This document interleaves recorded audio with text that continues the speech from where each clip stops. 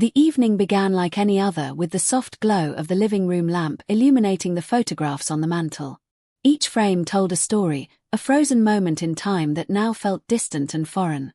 My name is Eleanor, and if you'd asked me a week ago, I would have told you that my life, while imperfect, was steady. But now the ground beneath me feels unstable, as though I'm standing on a precipice, unsure of what lies ahead.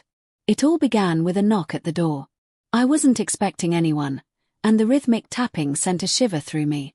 Pulling my cardigan tight, I opened the door to see my son Alex standing there, his face pale and his eyes clouded with something I couldn't quite place.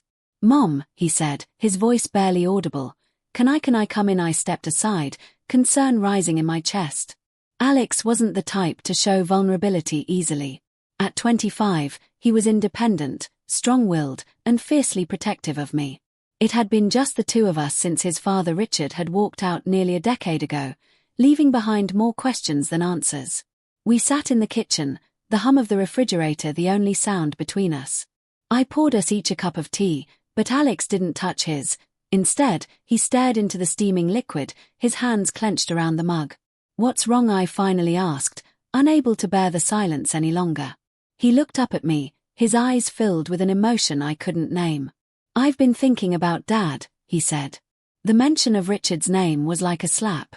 I hadn't heard it spoken aloud in years, and it brought with it a flood of memories I'd worked hard to bury. "What about him?" I asked cautiously. Alex hesitated, then said, "Do you ever regret staying, Mum? Staying with him for as long as you did?" His question caught me off guard. Regret was a word I'd avoided for so long, afraid that acknowledging it would unravel everything I'd fought to hold together. But now, faced with Alex's earnest gaze, I felt compelled to answer honestly. "I don't regret giving you a family," I said slowly, "but I do regret the years I spent convincing myself that things would get better when they never did." Alex nodded, his expression pained. "I always thought it was my fault," he admitted. "That if I'd been a better son, maybe he would have stayed." "No," I said firmly, reaching across the table to grasp his hand. "Richard's choices were his own.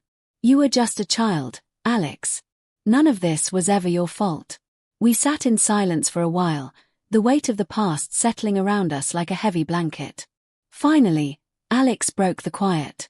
"I've been having dreams about him," he said, "about the day he left." My heart clenched. That day was etched in my memory like a scar. Richard's hurried action, his refusal to meet my eyes, and the way Alex had clung to my leg, crying as his father walked out the door. "What do you dream about?" I asked softly. "It's not always the same," Alex replied.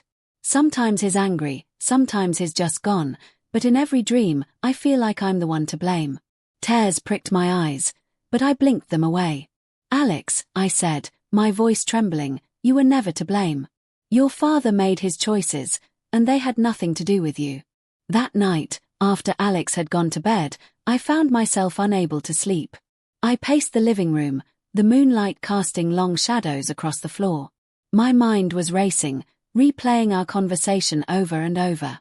For so long, I'd tried to shield Alex from the pain of Richard's abandonment, but now I realized that in doing so, I'd left him to carry that burden alone.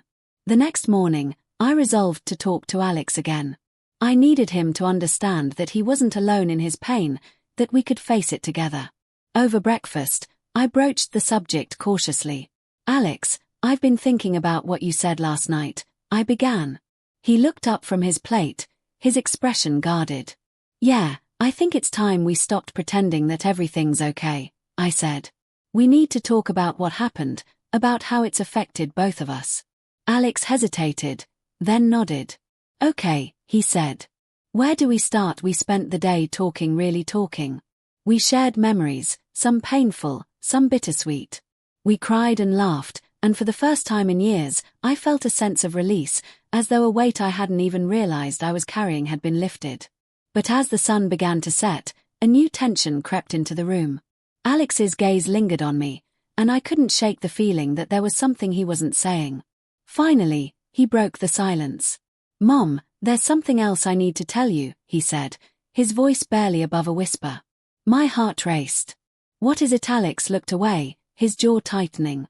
"I've been seeing someone," he said. Relief washed over me, but it was short-lived. The way he said it, the tension in his voice told me there was more to the story. "Who is it?" I asked gently. He hesitated, then said, "It's someone I work with.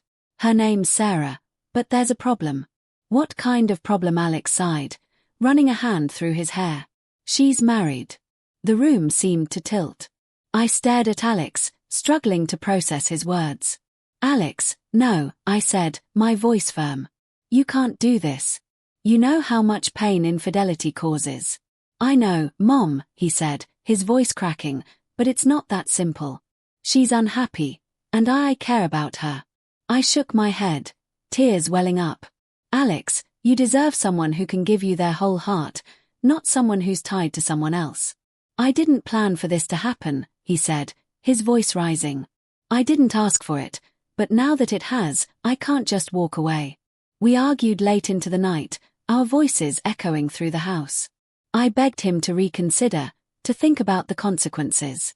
But Alex was stubborn, and I could see that his heart was already entangled.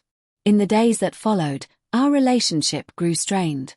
We spoke less, and when we did, it was clipped and tense. I felt like I was losing him, and it terrified me. One evening, as I sat alone in the living room, the weight of everything crashing down on me, Alex walked in. He sat down across from me, his expression somber. "Mom," he said, his voice soft. I ended it. Relief flooded through me, but it was tempered by the sadness in his eyes. "Are you okay?" I asked. He shook his head. "No, but I will be." That night, we talked for hours, and for the first time in weeks, I felt a glimmer of hope. Alex was hurting, but he was strong, and I knew he would get through this. As I watched him sleep on the couch, his face peaceful for the first time in days, I realized how much he'd grown. He wasn't a boy anymore. He was a man navigating the complexities of life the best he could. In the weeks that followed, Alex and I grew closer than ever. We faced our pain together, and in doing so, we found a new strength. Our bond was unshakable, forged through hardship and healing. And while the scars of the past would always remain, they were a testament to our resilience. Because in the end, it wasn't the pain that defined us, it was the love that saw us through.